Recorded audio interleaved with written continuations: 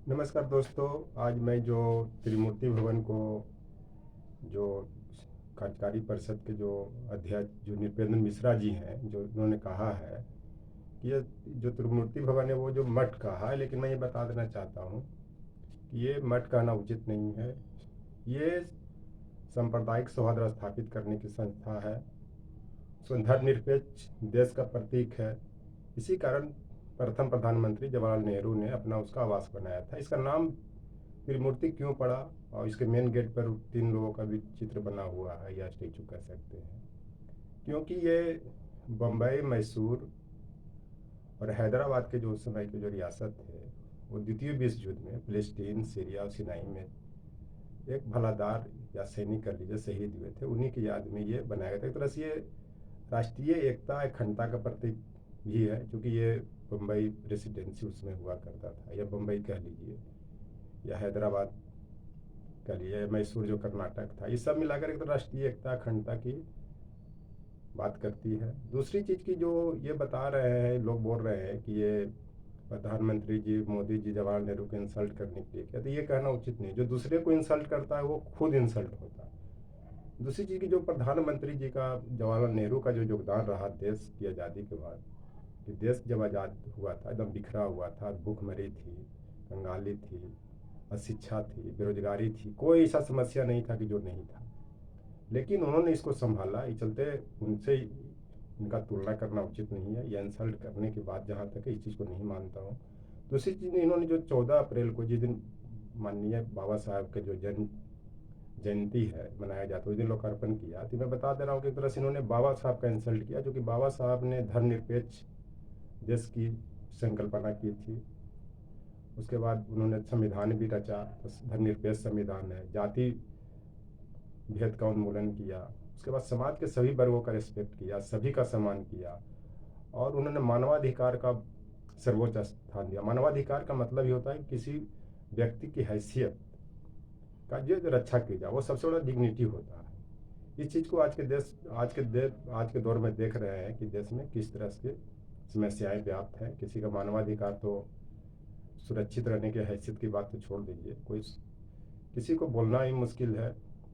दंगा फसाद हो रहे हैं, हर जगह तराही तराही मचा हुआ है।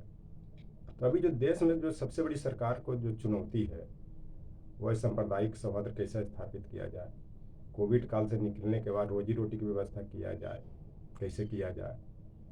उसके बाद जो देश की जो अभी जो भीषण परिस्थितियां चल रही, जो कोविड काल से भी अभी अर्थव्यवस्था नहीं उभर पाया है, उसकी कैसे चुनौती किया जाए, इस सब पर ध्यान देने की ज़रूरत है। उसके बाद देश को कैसे मजबूत किया जाए, राष्ट्रीय एकता अखंडता कैसे मजबूत हो, देश की संप्रभुता की रक्षा कैसे हो, इस पर ध्यान देने की ज़रूरत है। इसलिए त्रिमूर्ति जो ये सब पर सटीक उदाहरण पड़ता है, क्योंकि जब किसी चीज़ का नाम पड़ता है और किसी को विरासत से लिया जाता है, विरासत मतलब जो जो बम्बई या हैदराबाद, मैसूर के जो हमारे सैनिक, बम्बई, राजस्थान, बम्बई और जो मैसूर हैदराबाद भी कर ली, ये चार रियासत के जो सैनिक थे, उस तरह से राष्ट्रीय एकता अखंडता का प्रतीक है। इसको मजबूत करने की ज़रूरत है।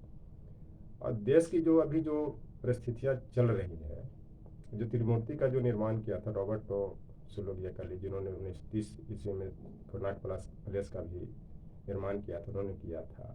तो जब कोई संस्था या किसी चीज़ का जो स्थापना होता है, और खास करके सार्वजनिक संपत्ति का, उसके पीछे कुछ ना कुछ निष्कर्ष होता है। जब माननीय प्रधानमंत्री, जो प्रथम प्रधानमंत्री जो उन्होंने अपना आवास बनाया, तो कहीं ना कहीं उन्होंने समाजवाद, धर्मनिरपेक्षता, राष्ट्रीय एकता अखंडता को मजबूत करने के उद्देश्य से अपना आवास बनाया, और जब तक वो रहे वही रहे। जब उसके बाद इन्होंने लाल बहादुर शास्त्री के, इंदिरा गांधी के, तभी उनका आवास का परिवर्तन हुआ है।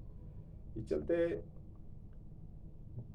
त्रिमूर्ति को मठ करना उचित नहीं, क्योंकि मठ में मठाधीश होते हैं और मठाधीश लठैत रखते हैं, और जो लठैत होता है वो कुछ सोचता नहीं है, जिसको पाता है उसको लठैत जाके पीटना शुरू कर देता है। मठ से ही शासन चलता है।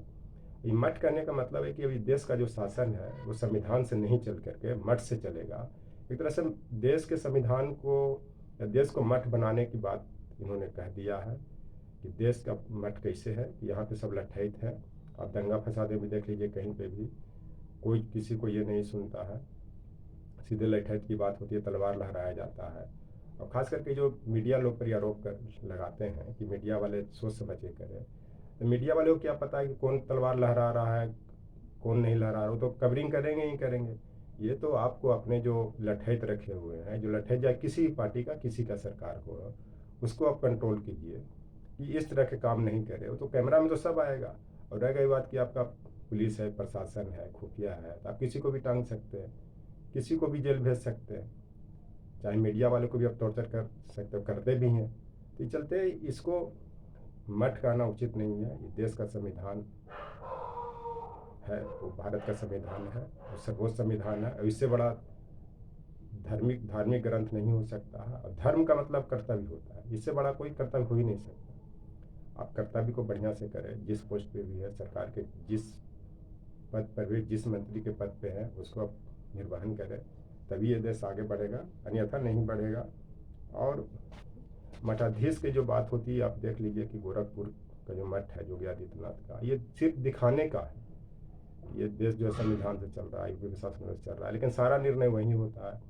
अब देखिए जो उनकी बात नहीं मानते हैं, किस तरह से लठैत जाकर के पीटता है। और लठैत जो है वो पुलिस के रूप में भी है, कि बिना सोचे समझे, बिना संविधान के उसको जाकर के किस तरह से मारपीट करते हैं, किसी से छिपा हुआ नहीं है। और क्या इस देश में चल रहा है, नहीं चल रहा है, ये किसी से नहीं छिपा, किसी से छिपा हुआ नहीं है। अभी देश में जो सबसे बड़ा जो मानवीय संकट का है, यह संकट को कैसे समाधान किया जाए, यही बताने की ज़रूरत है, यही करने की ज़रूरत है। और इस पर देशभक्ति शेर भी है कि देश के लिए मर मिटना कबूल है हमें, अखंड भारत के सपनों का जुनून है। मैंने कहने मतलब कि ये जो देशभक्ति जो शेर है, इसलिए कहा गया है कि जो जो धर्म घोषित कर रहे हैं या मठ घोषित कर रहे हैं इस देश को, इससे देश की एकता अखंडता को मजबूती नहीं मिलेगी, बल्कि ये जो देशभक्ति शेर है, इससे अखंडता, राष्ट्रीय एकता, अखंडता, संप्रभुता की रक्षा होगी। अब ये देश किसी का नहीं है जो अपना सोच रहे हैं कि घर की तरह समझ रहे, देश सबका है, चाहे वो हिंदू हो, मुस्लिम हो, सिख हो, बौद्ध हो, जैन हो। और कोई भी नागरिक इस देश का प्रधानमंत्री बन सकता है। और कोई भी जो इस देश को में योगदान देते हैं, राष्ट्रीय एकता अखंडता को मजबूत करते हैं, वही श्रेष्ठ है, वही सर्वोपरि हैं।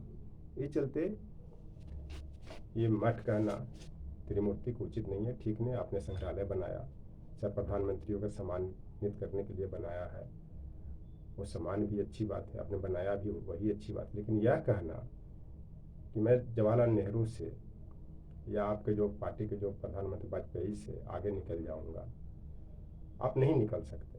क्योंकि कहीं न कहीं माननीय वाजपेयी जी ने भी मानवता था, उनके शासन में इस तरह से कहीं भी कुछ नहीं हुआ। उन्होंने ये भी कहा था कि जब गुजरात में कंटिन्यू दंगा हो रहा था, तो आपको भी हिदायत दी थी, मोदी जी को हिदायत दी थी कि आप राजधर्म को समझें, राजधर्म को निभाएं। इस तरह से अभी देश में जो सबसे बड़ी जो चुनौती है, सांप्रदायिक सौहार्द स्थापित करने की, राष्ट्रीय एकता अखंडता को कैसे मजबूत करना। और खासकर से नृपेंद्र मिश्रा जी जो इतने पढ़े लिखे सम्मानित व्यक्ति हैं, उनको यह स्टेटमेंट नहीं देना चाहिए था कि त्रिमूर्ति मठ है। क्योंकि पढ़ा लिखा आदमी जिस पोस्ट पे भी रहता है, उसको ये मान के चला जाता है कि देश के बारे में सोचता है, क्योंकि देश का इतिहास पढ़ता है, ज्योग्राफी पढ़ता है, हिस्ट्री पढ़ता है।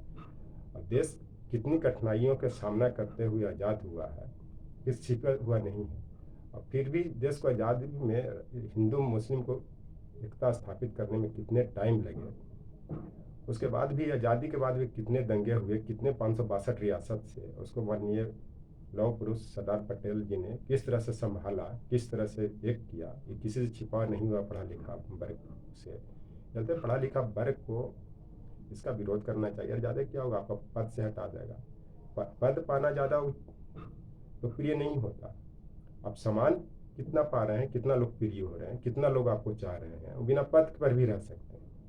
ये चलते मत या धर्म का बात करना उचित नहीं है। त्रिमूर्ति को, त्रिमूर्ति का जो अस्तित्व है वो अस्तित्व रहेगा ही, और इसे किसी से छिपा नहीं। और देश लोकतांत्रिक व्यवस्था के चुने हुए प्रतिनिधि से चलता है, जिसको जनता चुनते हैं उसको चलाते हैं। और शासन भी चलेगी, इलेक्शन आते जाते रहेंगे, सरकार आए जाएगी, कोई भी हार सकता है, कोई भी जीत सकता है, कोई प्रधानमंत्री बन सकता है, कोई नहीं बन सकता है, लेकिन देश रहे, यही हम मेरी शुभकामना है आप लोगों से। और ऐसे वक्तव्य को हर जगह विरोध करने की ज़रूरत है और ऐसे लोग को सबक सिखाने की भी ज़रूरत है। Thank you.